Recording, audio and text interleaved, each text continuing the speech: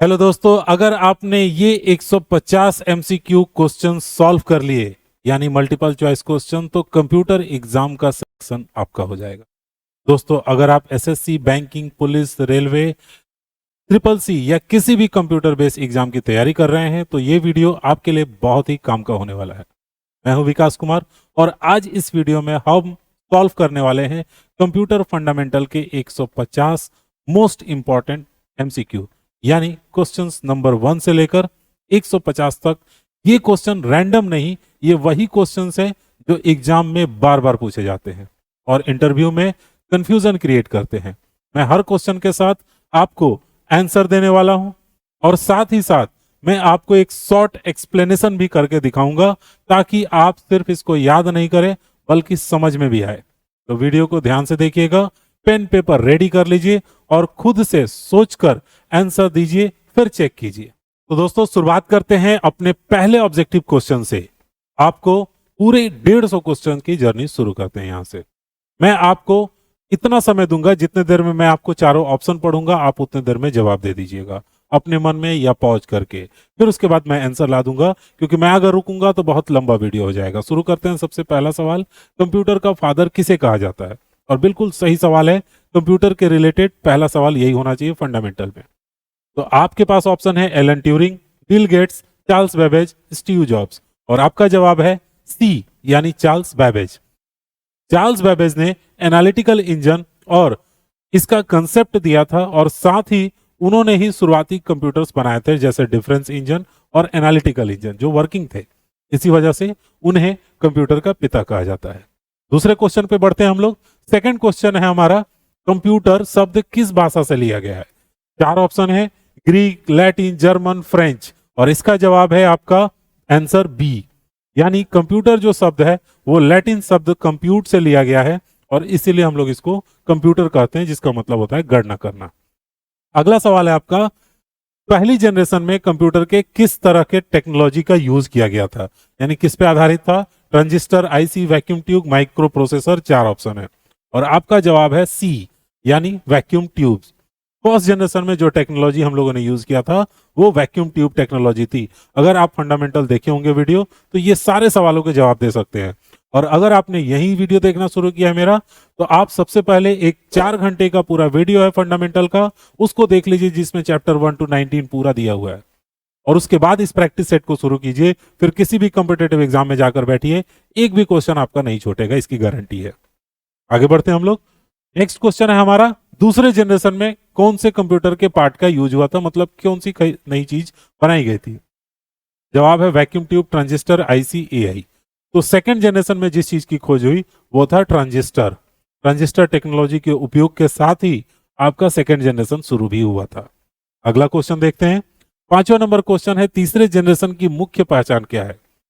तो पहला generation vacuum tube था, दूसरा जनरेशन ट्रांजिस्टर और तीसरा जनरेशन होता है आईसी। वही आंसर है हमारा। थर्ड जनरेशन में इंटीग्रेटेड सर्किट यानी आईसी का उपयोग शुरू हुआ था। मैं आपको इसके साथ डिस्क्रिप्शन भी दिए जा रहा हूं, समझाया जा रहा हूं, दोनों ही चीजें मैं आपको दे रहा हूं, सिर्फ आंसर ही नहीं दे रहा हूं। नेक्स्ट क्वेश्चन में बढ़ते हैं। तो चौथे जनरेशन में कंप्यूटर के कौन सी चीज की खोज हुई थी? तो उसे हम लोग आज बोलते हैं माइक्रो प्रोसेसर। ठीक है, IC, transistor, micro processor, vacuum tube, चार ऑप्शन है। आंसर होगा आपका माइक्रो प्रोसेसर, यानी इसी प्रोसेसर की वजह से कंप्यूटर अधिक छोटे व शक्तिशाली बन गए हैं। अगला सवाल है हमारा, लैपटॉप किस प्रकार का कंप्यूटर है? चार ऑप्शन है, super computer, main frame, mini, micro. कौन सा कंप्यूटर होता है जी? लैपटॉप आपका कौन सा कंप्यूटर होता है? तो लैपटॉप आपका होता है माइक्रो कंप्यूटर। लैपटॉप व्यक्तिगत उपयोग के लिए यूज होता है, इसलिए इसे माइक्रो कंप्यूटर कहते हैं और इसमें एक माइक्रो प्रोसेसर चिप लगा होता है, इसलिए एग्जैक्टली इसका नाम है माइक्रो कंप्यूटर। अगला सवाल है हमारा, सुपर कंप्यूटर का उपयोग कहां किया गया था? मतलब कहां किया जाता है सुपर कंप्यूटर का यूज? तो स्कूल में किया जाता है, आप अपने घर पे करते हैं, टाइपिंग के लिए करते हैं? बिल्कुल नहीं, इसका यूज किया जाता है वेदर फॉरकास्टिंग, यानी मौसम वैज्ञानिक पता करते हैं कि बारिश आने वाली है या क्या आने वाला है, वो लोग पहले से इसीलिए प्रिडिक्ट कर पाते हैं। अगला सवाल है हमारा, कंप्यूटर में डेटा किस रूप में समझा जाता है? Decimal, alphabet, binary, symbol. तो उम्मीद है आपको ये जवाब बिल्कुल पता होना चाहिए। इसका जवाब है बाइनरी। मशीन लैंग्वेज में, क्योंकि 0 और 1 का ही उपयोग करता है कंप्यूटर और वही उसको समझ में आता है। ठीक है, नेक्स्ट आपका सवाल है, मशीन लैंग्वेज किस पर आधारित है, ठीक है। तो मशीन लैंग्वेज आपके कौन कौन से लैंग्वेज को समझती है, इंग्लिश समझती है कि नंबर समझती है कि सिंबल समझती है या बाइनरी समझती है। तो अभी आपको मैंने बताया मशीन कंप्यूटर क्या समझता है, बाइनरी। तो कंप्यूटर बस वही चीज जानता ही है, उसको और कुछ समझ में नहीं आता है, 0 1 ऑन ऑफ। असेंबली लैंग्वेज किसके द्वारा समझी जाती है, तो असेंबली लैंग्वेज यूजर द्वारा, कंपाइलर द्वारा या असेंबलर या इंटरप्रेटर। इसका जवाब आपको दिया हुआ है असेंबलर। असेंबलर असेंबली लैंग्वेज को मशीन लैंग्वेज में बदलने का काम करता है। अगला सवाल है हमारा, हाई लेवल लैंग्वेज का उदाहरण क्या है, ठीक है। इस क्वेश्चन का मैं आपको पीपीटी नहीं देने वाला हूं, ये आपको खुद से ही प्रैक्टिस करना है, इस चीज का ध्यान रखिएगा। क्योंकि अगर मैं आपको पीपीटी दे दूंगा तो उम्मीद है कि शायद आप कोशिश ही ना करें वीडियो देख करके कि सही जवाब मैं दूं, ठीक है, आप उसी से पढ़ लेंगे। हाई लेवल लैंग्वेज का उदाहरण कौन सा होता है, बाइनरी, असेंबली, जावा, मशीन लैंग्वेज। तो हाई लेवल लैंग्वेज का उदाहरण है जावा, ठीक है। जावा एक हाई लेवल लैंग्वेज है जो मनुष्य द्वारा समझा और यूज किया जाता है। कंप्यूटर का मुख्य कार्य क्या है, 13 नंबर हमारा क्वेश्चन है। मैंने दो चीजें की हैं, एक नंबरिंग यहाँ भी डाल दिया हुआ है, एक वहां क्वेश्चन पे भी डाल दिया है, ताकि आपको कोई भी तरह का कंफ्यूजन नहीं हो कितना नंबर क्वेश्चन चल रहा है। तो कंपाइलर का मुख्य काम क्या होता है, प्रोग्राम लिखना, एरर हटाना, हाई लेवल को मशीन में बदलना या डेटा स्टोर करना। तो इसका भी आंसर सी होगा। हाई लेवल प्रोग्रामिंग को मशीन लैंग्वेज में चेंज करने का काम करता है कंपाइलर, जिसका एग्जांपल सी प्रोग्रामिंग होता है। इंटरप्रेटर का काम क्या है, तो इंटरप्रेटर पूरा प्रोग्राम एक साथ ट्रांसलेट करता है, लाइन बाय लाइन ट्रांसलेट करता है, डेटा डिलीट करता है, क्या करता है जी, अब बताइए। तो इसमें आपका जवाब है B number, line by line translate करता है, इसलिए उसको बोलते हैं इंटरप्रेटर, ठीक है। इंटरप्रेटर प्रोग्राम को line by line machine language में चेंज करता है, ठीक है। अगला हमारा सवाल है, विंडोज किस प्रकार का सॉफ्टवेयर है, एप्लीकेशन, यूटिलिटी, सिस्टम और लैंग्वेज। आपका आंसर है सिस्टम। विंडोज एक सिस्टम सॉफ्टवेयर है, ठीक है, और सिस्टम ऑपरेटिंग सिस्टम के लिए यूज किया जाता है। नेक्स्ट हमारा सवाल है, एमएस वर्ड किस श्रेणी में आता है, यानी ये किस तरह का सॉफ्टवेयर है एमएस वर्ड। तो माइक्रोसॉफ्ट वर्ड जो है वो सिस्टम सॉफ्टवेयर है, यूटिलिटी, एप्लीकेशन, फर्मवेयर। मेरा जवाब है एप्लीकेशन सॉफ्टवेयर। देखते हैं, सही है। एमएस वर्ड का उपयोग डॉक्यूमेंट बनाने के लिए किया जाता है, यानी ये एक एप्लीकेशन सॉफ्टवेयर है। और अगला क्वेश्चन है, एंटीवायरस किस प्रकार का सॉफ्टवेयर है। एंटीवायरस किस प्रकार का सॉफ्टवेयर है, सिस्टम, एप्लीकेशन, यूटिलिटी, लैंग्वेज। तो सिस्टम में विंडोज आ गया, एप्लीकेशन में वर्ड आ गया, एंटीवायरस होता है यूटिलिटी सॉफ्टवेयर। बिल्कुल सही। एंटीवायरस कंप्यूटर का वायरस से बचाने का काम करता है। सीपीयू का पूरा नाम क्या है, central processing unit, computer processing unit, बहुत सारे ऑप्शन दिए हैं। तो एग्जैक्टली नाम होता है ए, सेंट्रल प्रोसेसिंग यूनिट, ठीक है। कंप्यूटर का मेन प्रोसेसिंग डिवाइस होता है। कंप्यूटर का ब्रेन किसे कहा जाता है, रैम, रोम, मॉनिटर, सीपीयू, किसे कहा जाता है बताइए, ये तो दूसरी क्लास में पढ़ा जाता है। सीपीयू को कंप्यूटर का ब्रेन कहा जाता है, ठीक है। अगला सवाल है, कीबोर्ड कौन सा डिवाइस है, आउटपुट, इनपुट, स्टोरेज, प्रोसेसिंग। आपका जवाब है इनपुट। आप देखिए आपने कितने सही जवाब दिए हैं। कीबोर्ड से डेटा इनपुट किया जाता है, इसलिए ये इनपुट डिवाइस है। अगला सवाल है, माउस का उपयोग किस लिए होता है। माउस का उपयोग किस लिए होता है, टाइपिंग के लिए, प्रिंटिंग के लिए, पॉइंटिंग के लिए, स्टोरेज के लिए। बिल्कुल सही जवाब, पॉइंटिंग के लिए। माउस का पॉइंटर डिवाइस है, जिसे पॉइंटर जो आपके स्क्रीन पे घूम रहा होता है उसको कंट्रोल करने के लिए यूज किया जाता है। अब हमारा अगला सवाल है, मॉनिटर कौन सा डिवाइस है, इनपुट, आउटपुट, स्टोरेज, प्रोसेसिंग।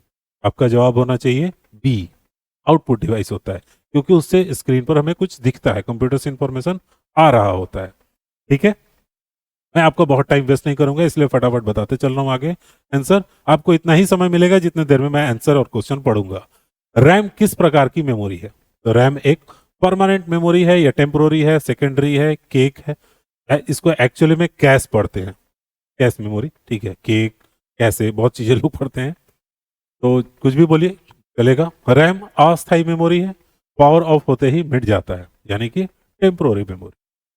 इसके बाद आता है, रोम में डेटा कैसा होता है, चेंजेबल होता है, टेम्पोररी होता है, परमानेंट होता है, डिलीटेबल होता है। तो रोम का नाम होता है रीड ओनली मेमोरी, सिर्फ रीड कर सकते हैं, यानी क्या होगा, परमानेंट। यही जवाब होगा आपका, रोम के डेटा को डिलीट नहीं किया जा सकता।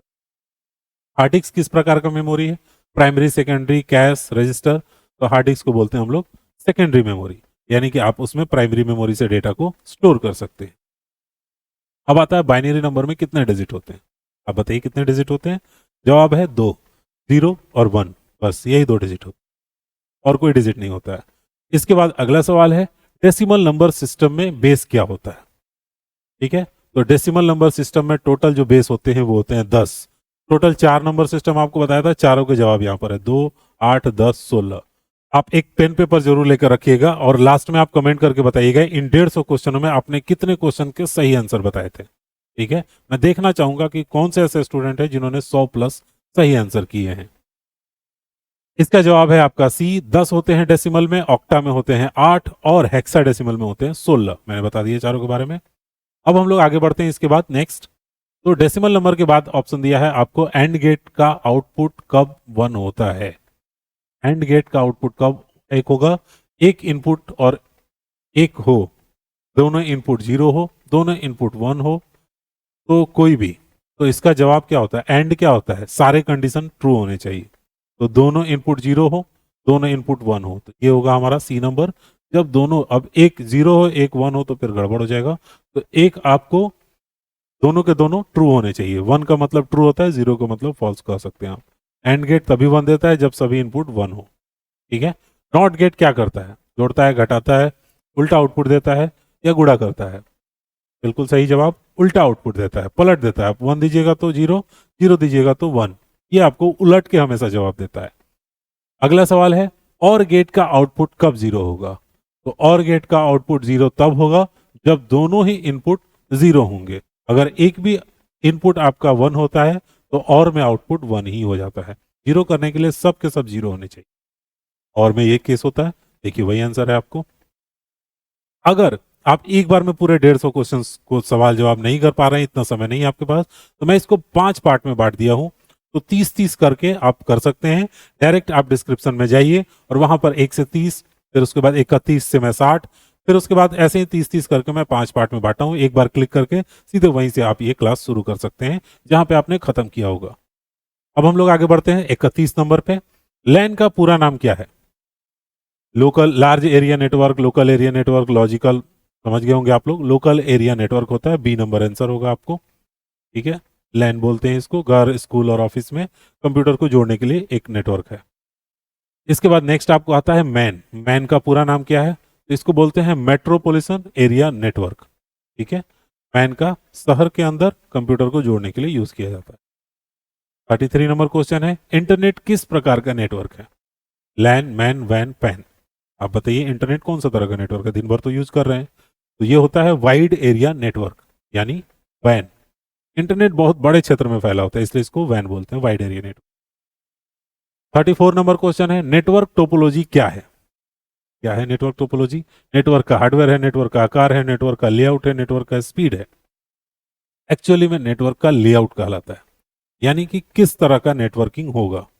तो नेटवर्क टोपोलॉजी नेटवर्किंग के कंप्यूटर के केबल्स की व्यवस्था को दर्शाता है कि किस तरह से वायरिंग की गई है, तो उसको लेआउट बोलेंगे। अब आता है स्टार टोपोलॉजी में सेंट्रल डिवाइस क्या होता है। राउटर होता है, मॉडेम होता है, हब होता है, स्विच होता है या सर्वर होता है। तो स्टार टोपोलॉजी में जो मेन होता है उसको हम लोग बोलते हैं स्विच या हब। स्टार टोपोलॉजी में सभी कंप्यूटर एक ही सेंट्रल हब या स्विच से जुड़े होते हैं। बस टोपोलॉजी में डेटा कैसे चलता है, circular, point two point, single cable, wireless. 4 option है आपके पास, जवाब होगा सी, यानी सिंगल केबल, एक ही लाइन में चलता है बस में। अगर आपने वीडियो देखा होगा टोपोलॉजी तो आपको ये पूरी तरह से क्लियर होगा। रिंग टोपोलॉजी में डेटा किस दिशा में चलता है, रैंडम, दोनों दिशा में, एक दिशा में या ऊपर नीचे। तो रिंग में क्या होता है ना कि सब के सब एक दिशा में चलते हैं और एक पूरा सर्कल पूरा करते हैं, फिर उसके बाद कंप्लीट करके फिर उधर ही चलते हैं। ऐसे ही रिंग होता है, सर्कल बन जाता है। ठीक है, घूमते रहता है। मॉडेम का पूरा नाम क्या है, modified dominancy, modulate, demodulate, model device, mode, demode, क्या होता है जी, बताइए इसका जवाब। तो इसका जवाब है मॉड्यूलेट और डीमॉड्यूलेट। मॉड्यूलेट मतलब मॉडेम डिजिटल सिग्नल को एनालॉग और एनालॉग को डिजिटल में बदलने का काम करता है, इसलिए इसको बोलते हैं मॉड्यूलेट और डीमॉड्यूलेट। राउटर का मुख्य कार्य क्या है, आप बताइए राउटर का क्या काम होगा, नेटवर्क जोड़ेगा या पाथ सेलेक्ट करना। आप कंफ्यूज होंगे इन दोनों में। तो एक्चुअली में राउटर पथ को सेलेक्ट करने के काम में आता है। राउटर डेटा के लिए सही रास्ता चुनता है, किस तरफ डेटा जाएगा। फिर इसके बाद आता है स्विच किस लेयर पर काम करता है, data link, network, physical, application. Switch का क्या काम होता है, इसका जवाब है ए, डेटा को लिंक करने के लिए। स्विच आईएसओ मॉडल की डेटा लिंक लेयर पर कार्य करता है। ठीक है, डेटा लिंक। इंटरनेट का आविष्कार किसने किया था? Bill Gates, Vint Cerf, Charles Babbage, Tim Berners Lee. आप बताइए किसने इंटरनेट का आविष्कार किया था जिसके बिना आप रह नहीं सकते हैं? तो इंटरनेट का आविष्कार किया था विंडसेफ, यानी कि बी नंबर ऑप्शन। ठीक है, विंडसेफ बोलते हैं उनको, इन्होंने इंटरनेट का खोज किया था। इसके बाद आता है www का पूरा नाम क्या है? तो वर्ल्ड वेब वाइड या वर्ल्ड वाइड वेब, तीनों ही लेटर्स को इधर उधर करके रखा हुआ है। आप इसमें से सही ऑप्शन चुनिए। सही ऑप्शन होगा बी। ठीक है, वर्ल्ड वाइड वेब। अगला ऑप्शन है वेबसाइट खोलने के लिए किस सॉफ्टवेयर की जरूरत होती है? ओएस, ब्राउजर, एंटीवायरस या कंपाइलर? किस चीज की जरूरत होती है? ब्राउजर, बिल्कुल सही जवाब। ब्राउजर वेबसाइट खोलने, देखने, उपयोग करने के लिए यूज किया जाता है। ठीक है, अगला आपका सवाल है गूगल क्रोम क्या है? ऑपरेटिंग सिस्टम है, सर्च इंजन है, या ये भी एक वेब ब्राउजर है या वेबसाइट है? तो गूगल क्रोम भी एक ब्राउजर ही है जिसको वेब ब्राउजर बोला जाता है, जो अभी अभी मैंने आपको बताया। ईमेल का उपयोग किस लिए किया जाता है? डेटा स्टोर करने के लिए, मैसेज भेजने के लिए, वायरस हटाने के लिए, या टाइपिंग करने के लिए? तो ईमेल का उपयोग किया जाता है मैसेज भेजने के लिए, आंसर बी। ठीक है, उम्मीद है आपको बहुत अच्छे से समझ में आ रहा होगा। मैं क्लियरली बताते चल रहा हूं और बहुत ज्यादा आपका टाइम भी वेस्ट करने की कोशिश नहीं कर रहा हूं मैं। आगे बढ़ते हैं। एट द रेट का चिन्ह ईमेल में क्यों दर्शाया गया? तो एट द रेट का सिंबल यूजर नेम के लिए होता है, डोमेन नेम के लिए होता है, सर्वर के लिए, पासवर्ड के लिए होता है। तो आज ये आपको क्लियर हो जाएगा। एट द रेट के बाद से जितनी भी चीजें लिखी होती हैं वो आपका डोमेन नेम दर्शाती हैं, यानी जीमेल, याहू, हॉटमेल, जो भी आप यूज करते हैं वो डोमेन नेम बताता है कि कौन सी कंपनी का आप सर्विस यूज कर रहे हैं। ठीक है, उसको बोलते हैं डोमेन नेम। अगला सवाल है कंप्यूटर वायरस क्या है? Hardware, software, program, disease? कोई बीमारी है कंप्यूटर का? नहीं, बीमारी नहीं है वो कंप्यूटर का, बल्कि एक प्रोग्राम है जो कंप्यूटर को नुकसान पहुंचाता है। वायरस एक हानिकारक प्रोग्राम होता है जो सिस्टम को नुकसान पहुंचा पाता है, इसलिए उसको वायरस बोलते हैं। अब इसके बाद अगला सवाल है एंटीवायरस का मुख्य काम क्या है? तो वायरस को हटाना। बहुत ही सिंपल सा जवाब है, वायरस को मारने के लिए तो एंटीवायरस बनता है, इंटरनेट थोड़े चलाएगा। ट्रोजन हॉर्स क्या है? Useful software, game, virus type, hardware? Trojan horse की एक पूरी कहानी है, अगर आप कभी सर्च करेंगे तो मिलेगा आपको, वो भी यूट्यूब के ऊपर। एक तरह का वायरस होता है। ठीक है, देखिए आंसर सी है। ट्रोजन हॉर्स एक ऐसा वायरस हो जो उपयोगी प्रोग्राम जैसा दिखता है, मतलब इंपॉर्टेंट दिखाता है और काम करता है खराब, ट्रोजन हॉर्स बोलते हैं। फायरवेल का क्या काम होता है? तो फायरवॉल का काम होता है simply data delete, network security, speed बढ़ाना, टाइपिंग। बताइए क्या काम करता है? तो इसका काम होता है नेटवर्क की सिक्योरिटी को बनाए रखना, B number option. Unauthorise access को रोक करके रखता है, इसलिए इसका नाम है वॉल। अगला क्वेश्चन है एल्गोरिदम क्या होता है? Flow chart, program, software, step by step process? बिल्कुल सही जवाब, स्टेप बाय स्टेप प्रोसेस को एल्गोरिदम बोलते हैं। किसी भी समस्या को हल करने का क्रमबद्ध प्रक्रिया होता है। अगला सवाल है फ्लो चार्ट में ओवेल सिंबल क्या दर्शाता है? Input, process, decision, start, stop? Oval यानी गोल रहता है आपका। ठीक है, तो ओवेल जो होता है वो आपको दर्शाता है स्टार्ट और स्टॉप। ठीक है, फ्लो चार्ट के शुरू में और लास्ट में ये रहता है, बाकी सारे ऑप्शंस गलत थे। फ्लो चार्ट में रेक्टेंगल किस चीज के लिए होता है? अब ये बताइए।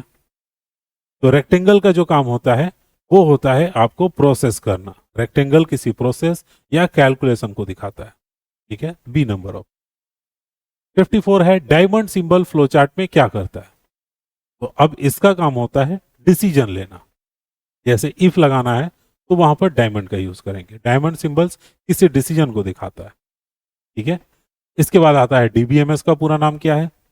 तो आपके पास चार ऑप्शन है। पहले नंबर में लिखा है data basic management system, data base management system, फिर उसके बाद डेटा बैकअप, डिजिटल बेस।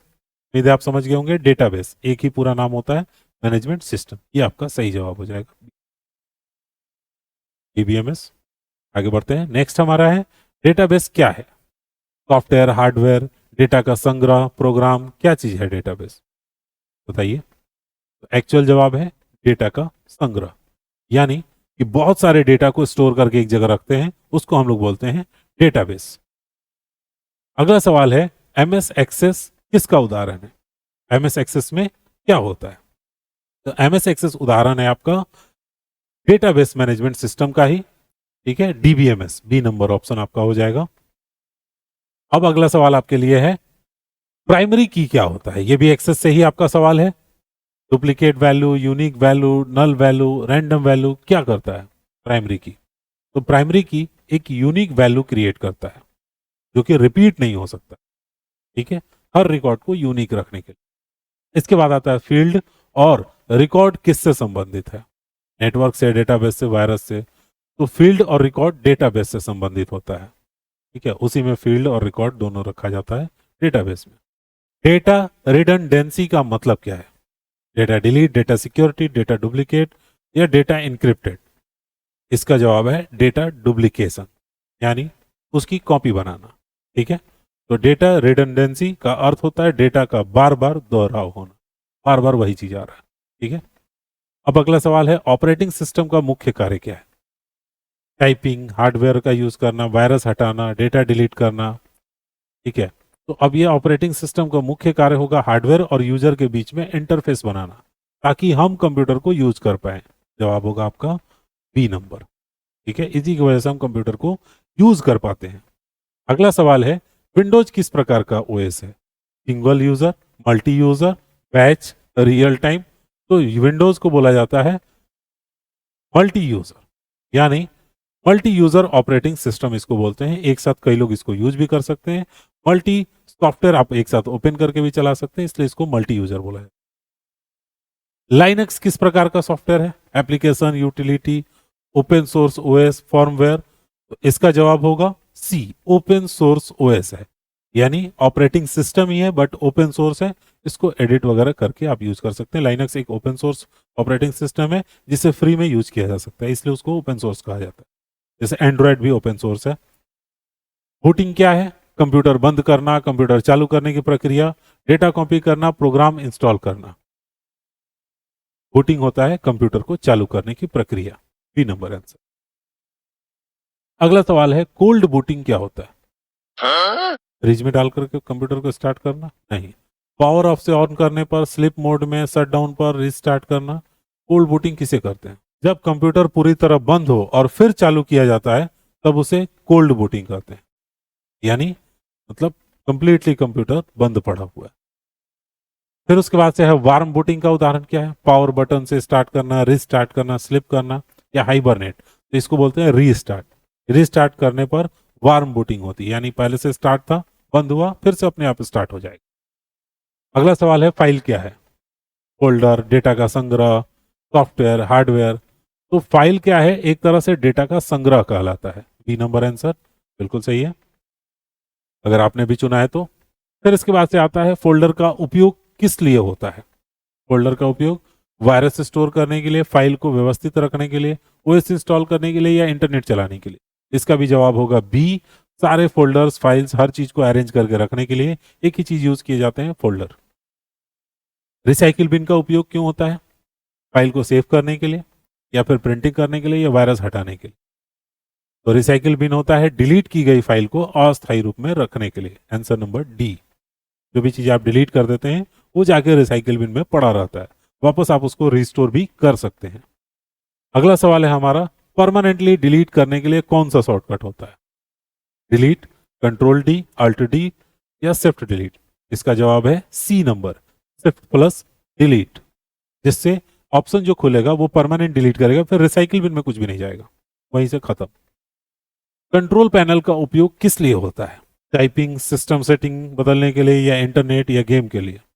तो कंट्रोल पैनल का उपयोग होता है सिस्टम सेटिंग को बदलने के लिए, डी नंबर आंसर, ठीक है। अगला सवाल है टास्क बार कहाँ होता है?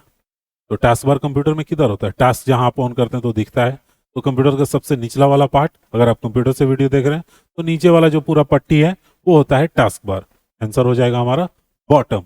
हालांकि ये बाय डिफॉल्ट होता है, ये नहीं कि वहीं पे ही रहेगा, आपकी मर्जी, आप ऊपर कर लीजिए, राइट में कर लीजिए, लेफ्ट में कर लीजिए, वो आपकी चॉइस है, ठीक है। डेस्कटॉप क्या है? हार्डवेयर है, प्राइमरी स्क्रीन है, सॉफ्टवेयर है, मेमोरी है? तो डेस्कटॉप एक्चुअली में प्राइमरी स्क्रीन होता है जिसके ऊपर हम कुछ भी देख रहे होते हैं, जो मेन स्क्रीन होता है। ठीक है, कुछ भी जो दिखाई दे रहा होता है कंप्यूटर पे हो रहा है काम का। आइकन क्या होता है? File, symbol, hardware, virus. तो आइकन सिंबल्स होते हैं जिसमें कि आपके प्रोग्राम्स वगैरह दिखते हैं। फिर इसके बाद से आता है शॉर्टकट आइकन की पहचान क्या है? ब्लर, ब्लू कलर करना, एरो साइन लगाना। ठीक है, शॉर्टकट आइकन मतलब क्या होगा, उसमें क्या चीज लगा होगा? तो शॉर्टकट आइकन में क्या होता है ना, एक एरो लगा होता है जिसकी वजह से पता चल जाता है कि वो शॉर्टकट वाले आइकन से। फिर इसके बाद आता है पेंट, किस प्रकार का सॉफ्टवेयर है? ठीक है, तो पेंट जो होता है वो एक एप्लीकेशन सॉफ्टवेयर होता है। ठीक है, जिससे कि आप पेंटिंग, ड्राइंग वगैरह कर सकते हैं, उसके उपयोग के लिए बनाया गया।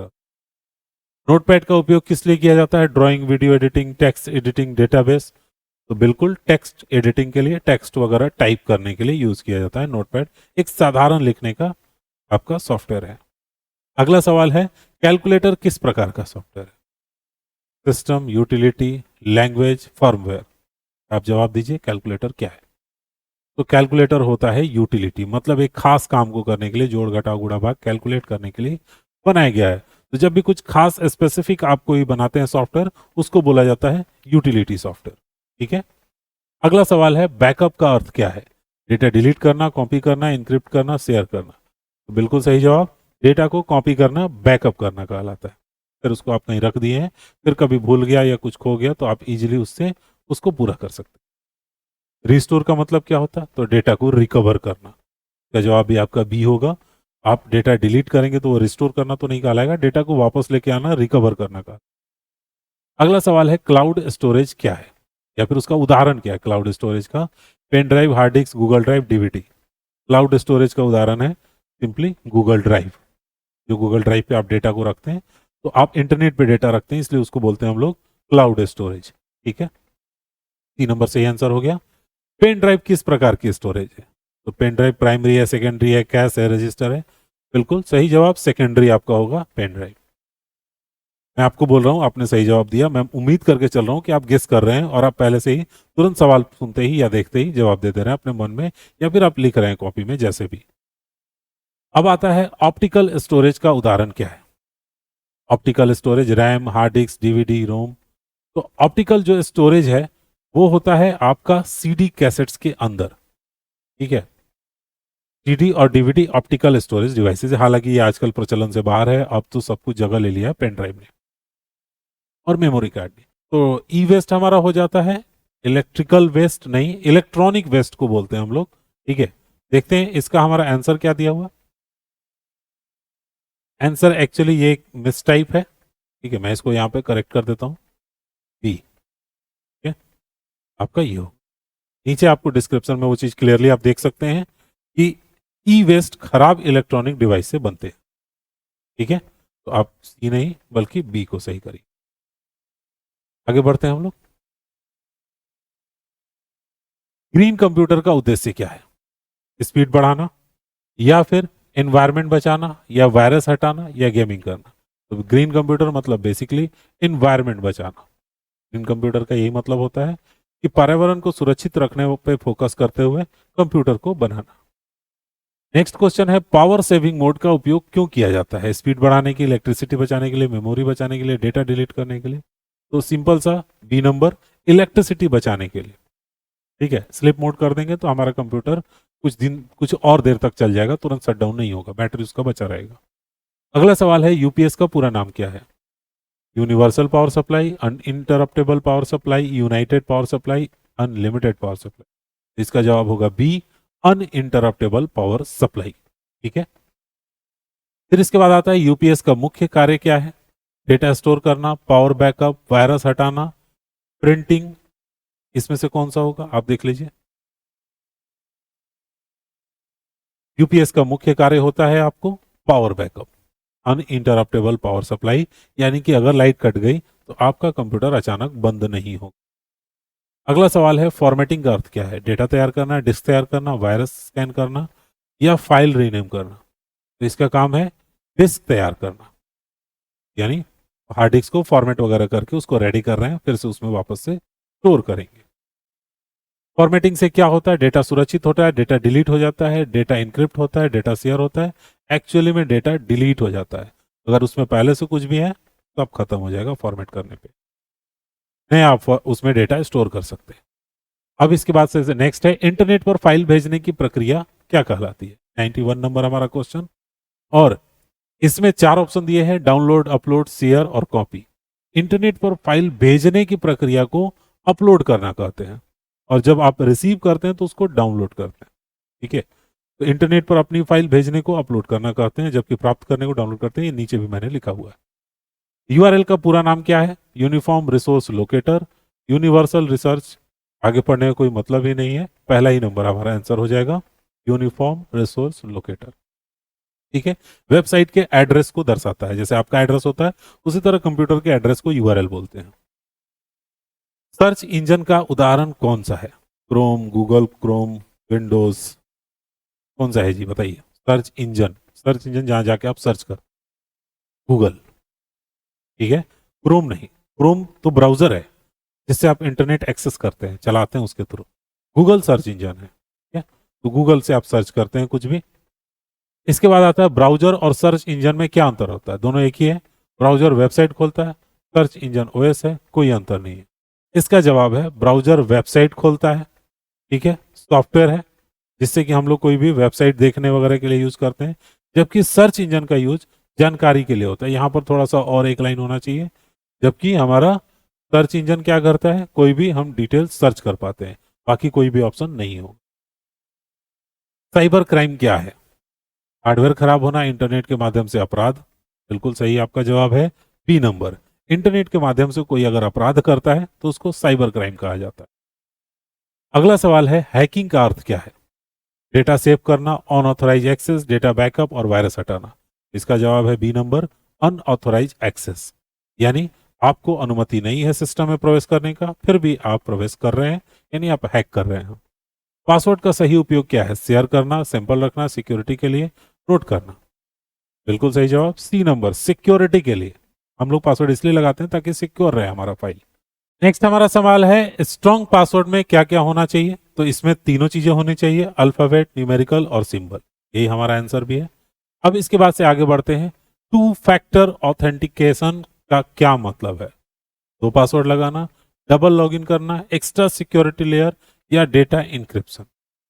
इसका जवाब है एक्स्ट्रा सिक्योरिटी लेयर, यानी ये आपके जीमेल वगैरह के लॉगिन पे लगता है। इसमें क्या आपको मिलता है कि जब आप लॉगिन करिएगा तो आपको एक एक्स्ट्रा सुरक्षा मिलता है। पासवर्ड तो आपने डाल दिया, लॉगिन हो गया, फिर एक नोटिफिकेशन जाएगा आपके फोन पे। जब तक आप वहां से यस नहीं कीजिएगा कि हाँ मैं ही लॉगिन कर रहा हूं, तब तक उस सिस्टम में लॉगिन होगा ही नहीं आपका जीमेल। इसलिए इसको 2 फैक्टर ऑथेंटिकेशन कहा जाता है। आगे बढ़ते हैं, नेक्स्ट हमारा है फिशिंग क्या है, फेक ईमेल से धोखाधड़ी, गेमिंग, एंटीवायरस, फायरवेल। इसका जवाब है फिशिंग के में फेक ईमेल या वेबसाइट से निजी जानकारी चुराई जाती, उसी को हम लोग फिशिंग बोलते। अगला सवाल है हमारा ई कॉमर्स का अर्थ क्या है, ये तो हर किसी को पता होना चाहिए। ईमेल कम्युनिकेशन या इलेक्ट्रॉनिक कॉमर्स या एजुकेशन कोर्स या एंटरटेनमेंट। बिल्कुल सही जवाब बी नंबर, इलेक्ट्रॉनिक कॉमर्स, इसको ई कॉमर्स बोलता है। इंटरनेट के माध्यम से खरीद बिक्री को ई कॉमर्स कहा जाता है। अगला सवाल है ऑनलाइन बैंकिंग का उपयोग किस लिए होता है, ऑनलाइन बैंकिंग किस लिए करते हैं हम लोग, शॉपिंग के लिए, इंटरनेट के लिए, बैंकिंग सर्विसेज के लिए या ईमेल के लिए। तो बेसिक सा जवाब है बैंकिंग सर्विसेज, जितने भी बैंकिंग की सर्विसेज है हम सब कुछ उसका फायदा उठाते हैं ऑनलाइन बैंकिंग के माध्यम से। घर बैठे बैंक से जो भी पैसे निकालने हैं, भेजने हैं, हम कर पाते हैं। डिजिटल पेमेंट का उदाहरण कौन सा है, कैश, चेक, यूपीआई, डीडी। तो डिजिटल पेमेंट का उदाहरण है यूपीआई, ठीक है। यूपीआई का पूरा नाम क्या है, unified payment interface, universal payment India, unique payment interface और है यूनाइटेड पेमेंट। तो इसका जवाब होता है ए नंबर, यूनिफाइड पेमेंट इंटरफेस। ये बिल्कुल पता होना चाहिए, यूपीआई तो आप दिन भर करते रहते हैं, बट उसका फुल फॉर्म आपको भी नहीं पता होगा। कंप्यूटर एथिक्स का अर्थ क्या है, कंप्यूटर स्पीड, कंप्यूटर रूल्स, सही और गलत का उपयोग, हार्डवेयर नॉलेज। क्या है कंप्यूटर का, तो कंप्यूटर एथिक्स का अर्थ है, एथिक्स कंप्यूटर के सही उपयोग से जुड़ी नैतिकता है, यानी सही और गलत उपयोग क्या कर रहे हैं उसी को बोलते हैं कंप्यूटर एथिक्स, सही यूज करिए उसको। कॉपीराइट क्या मतलब, free software, legal rights, virus, hardware. बिल्कुल सही जवाब है लीगल राइट्स। मेरे पास अधिकार है, कॉपीराइट है, आप इसका यूज नहीं कर सकते हैं। इस वीडियो को आप अपने चैनल पे नहीं डाल सकते, ये कॉपीराइट हो गया। ठीक है, फिर इसके बाद से आता है प्लेगियरिज्म का अर्थ क्या होता है। डेटा बैकअप कॉपी करके अपना बताना, फिर उसके बाद से वायरस अटैक करना या फॉर्मेटिंग। ये क्वेश्चन एकदम यूनिक है। जैसे ये होता है किसी की कॉपीराइट वाली चीज को आपने कॉपी कर लिया और आप कह रहे हैं कि अभी मेरा है, वो कॉपी किया हुआ है, उसी को बोलते हैं प्लेगियरिज्म। ठीक है, प्लेगियरिज्म आप जैसे प्रोनाउंसिएट कर लीजिएगा, कोई प्रॉब्लम नहीं है। ओपन सोर्स सॉफ्टवेयर का उदाहरण कौन सा है? Windows, MS word, Linux, Photoshop. Linux शुरुआती क्वेश्चन में ये ऑप्शन आया हुआ था लाइनक्स के बारे में, तो ये ओपन सोर्स का सॉफ्टवेयर है। प्रोप्रिएटरी सॉफ्टवेयर का उदाहरण क्या है? Linux, Ubuntu, Windows, Android. चार ऑप्शन है आपके पास। इसका जवाब है विंडोज, जो हम लोग यूज करते हैं डेली लाइफ में। प्रोप्रिएटरी सॉफ्टवेयर के सोर्स कोड कंपनी का अधिकार होता है, इसलिए इसको मतलब एक तरह से प्रोप्राइटरशिप है, वो वाली चीज है। अब बात करते हैं फ्रीवेयर क्या होता है। Paid software, trial software, free में उपलब्ध सॉफ्टवेयर। बिल्कुल सही जवाब, लिखा ही है आंसर, फ्री में उपलब्ध सॉफ्टवेयर, उसी को फ्रीवेयर कहते हैं हम लोग। बिना पैसे के आप इसको यूज कर सकते। इसके बाद अगला सवाल है 111 नंबर, जिसमें कहा गया है शेयरवेयर क्या है। तो फ्री सॉफ्टवेयर है, लिमिटेड टाइम सॉफ्टवेयर है, या फिर क्या है? तो ये होता है आपको लिमिटेड टाइम के लिए मिलता है, आप 1 हफ्ते तक इसका एक्सेस कर सकते हैं, फिर आप खरीदिएगा तो मिलेगा, नहीं तो लॉक हो जाएगा। आगे आता है मल्टीमीडिया में कौन कौन से एलिमेंट्स होते हैं? Text, audio, video, all of these. Multimedia में टेक्स्ट, वीडियो, ऑडियो सब कुछ होता है। ठीक है, उसी को मल्टीमीडिया बोलते हैं। डी नंबर जवाब हो जाएगा, ऑल ऑफ दीज। अगला सवाल है पीडीएफ का पूरा नाम क्या है? Portable document format, personal data file, public document format. ये बिल्कुल हर किसी को पता होना चाहिए, दिन भर पीडीएफ पीडीएफ किए रहते हैं, या फिर आप भेजते हैं या रिसीव करते हैं। इसका जवाब होगा ए नंबर, पोर्टेबल डॉक्यूमेंट फॉर्मेट। ठीक है, पीडीएफ फाइल हर डिवाइस पर एक जैसा दिखाई देता है, इसलिए आप इजीली उसको ट्रांसफर कर सकते हैं। स्प्रेडशीट सॉफ्टवेयर का उदाहरण क्या है? Word, Excel, PowerPoint, Notepad. बताइए इसका जवाब, एकदम पता होना चाहिए आपको। इसका जवाब है Excel, T number. Spreadsheet software Excel को बोलते हैं। प्रेजेंटेशन सॉफ्टवेयर का उदाहरण क्या है? प्रेजेंटेशन पावर पॉइंट के सॉफ्टवेयर को बोलते हैं। ठीक है, आंसर सी नंबर। फिर इसके बाद आता है सेल एड्रेस क्या होता है?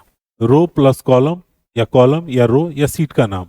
तो रो और कॉलम दोनों के नामों को जोड़ा जाता है, उसको बोला जाता है सेल एड्रेस। सी नंबर आपका जवाब हो जाएगा। फिर उसके बाद आएगा फॉर्मूला किस सिंबल से शुरू होता है? तो हमेशा क्लियर कंसेप्ट रखिएगा, इक्वल से शुरू होता है। भले प्लस से फॉर्मूला लग जाता है, आपको काम करके देगा, बट वो उसको बदल के इक्वल ही कर देगा अपने आप। तो इसलिए जवाब में इक्वल लिखना है, प्लस नहीं। कंट्रोल प्लस सी का उपयोग किस लिए होता है? तो भैया इतना तो आसान जवाब पता होना चाहिए, बताइए। कॉपी, कंट्रोल प्लस सी। कंट्रोल प्लस भी का उपयोग किस लिए होता है? ये इंपॉर्टेंट शॉर्टकट्स कीज का सीरीज चल रहा है अभी। तो कंट्रोल प्लस भी में आपको होता है पेस्ट, पेस्ट करते हैं हम इसके जरिए। कंट्रोल प्लस भी, कॉपी से किया गया डेटा को पेस्ट किया जाता है। कंप्यूटर लिटरेसी का अर्थ क्या है? कंप्यूटर खरीदना, कंप्यूटर चलाना और समझना, टाइपिंग, प्रोग्रामिंग। इसका जवाब होगा बी नंबर, कंप्यूटर को चलाना और समझना। उम्मीद है यहां तक आप समझ गए होंगे। अब 5वां चैप्टर शुरू करते हैं हम लोग। मतलब मैंने इसको 5 पार्ट में बांट दिया था, 30-30 क्वेश्चन के, टोटल 150 क्वेश्चन थे। ठीक है, तो यहां से आपका शुरू हो जाता है अब क्वेश्चन नंबर 121। अगर आप एक ही बार में पूरा वीडियो देख के खत्म कर देते हैं, सैल्यूट है, एकदम आप सही कर रहे हैं। जितनी जल्दी चीजों को खत्म करें, जितना ज्यादा सीखे, उतना जल्दी कंपटीशन में आप आगे रहेंगे। कंप्यूटर की बेसिक लैंग्वेज कौन सी है? Decimal, octal, binary, hexadecimal. जी हाँ, बिल्कुल सही जवाब है बाइनरी। कंप्यूटर को सिर्फ जीरो बनाता है और कुछ नहीं आता है। फिर इसके बाद से आता है एक्सप्लेनेशन में, अगर हम दिए तो 0 और 1 ही समझता है। अगला क्वेश्चन है हमारा, बाइनरी नंबर सिस्टम का बेस कितना होता है? तो बाइनरी नंबर सिस्टम के 2 बेस होते हैं, 2। बाइनरी नंबर सिस्टम में 2 ही बेस होते हैं, 0 और 1। डेसिमल नंबर सिस्टम में कितने बेस होते हैं? डेसिमल नंबर सिस्टम में 10 होते हैं, टोटल 0 से लेकर के 9 तक, यानी 0 को भी काउंट करना है, और 1 to 9 टोटल 10 होते हैं। ऑक्टल नंबर सिस्टम में कितने बेस होते हैं? आप जवाब दीजिए पहले नंबर। चारों आंसर है आपके पास, चारों नंबर सिस्टम। ऑक्टल मतलब होता है 8, इसका जवाब होगा 8। 0 से लेकर 7 तक होते हैं इसमें। फिर इसके बाद से आता है हेक्साडेसिमल। इस सिस्टम में कौन से सिंबल्स यूज होते हैं? तो टोटल इसमें 16 डिजिट होते हैं, जिसमें 0 से लेकर 9 10 डिजिट यूज होते हैं, और उसके आगे के नंबर के लिए ए से लेकर एफ तक यूज किया जाता है। तो यही आपका जवाब हो जाएगा C number, hexadecimal. 16 digit base होता है इसका। कंप्यूटर में डेटा की सबसे छोटी यूनिट क्या होती है? मतलब सबसे छोटे लेवल पे डेटा जाकर के क्या होता है, वो होता है बीट। जो 0 और 1 होता है उसको हम लोग बीट बोलते हैं, और वही कंप्यूटर समझता है आपका। ठीक है, इसके बाद जो नेक्स्ट आपका आता है वो है एक बाइट में कितने बीट होते हैं। यानी एक बाइट जो कि आपका बनता है एक लेटर के लिए, उसमें कितने बीट होते हैं? तो उसका जवाब होगा 8। 3 नंबर आंसर।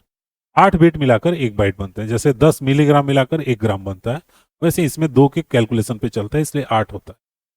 फिर उसके बाद से आता है ASCII कोड किसके लिए यूज होता है? ठीक है, नंबर, इमेज, कैरेक्टर को नंबर में बदलने के लिए या साउंड के लिए। तो किसी भी तरह के कैरेक्टर्स को चेंज करने के लिए ASCII यूज किया जाता है। तो यही आपका आंसर होगा, कैरेक्टर को नंबर कोड में रिप्रेजेंट करता है। फिर इसके बाद से अब ये नंबर सिस्टम वाले वीडियोस को आप अच्छे से देख लीजिएगा, उससे रिलेटेड मैंने अलग से ये 20-25 क्वेश्चंस रखे थे, ताकि ये बहुत ज्यादा पूछा जाने वाला सवाल है। और अगर आप अच्छे से नहीं इसकी तैयारी रखिएगा तो आपके कई नंबर हो सकते हैं, आप कई नंबर चले जाएंगे ऐसे ही। ASCII में कैपिटल ए को वैल्यू में क्या दिया जाता है? तो कैपिटल ए की जो वैल्यू होती है इसमें, वो होती है बी नंबर 65। ठीक है, कैपिटल लेटर को 65 में लिखा जाता है। फिर उसके बाद से ASCII लिमिटेड लैंग्वेज को स्टार्टअप करता है, और इसलिए इसको यूज किया जाता है बाइनरी, ऑक्टल, यूनिकोड या डेसिमल।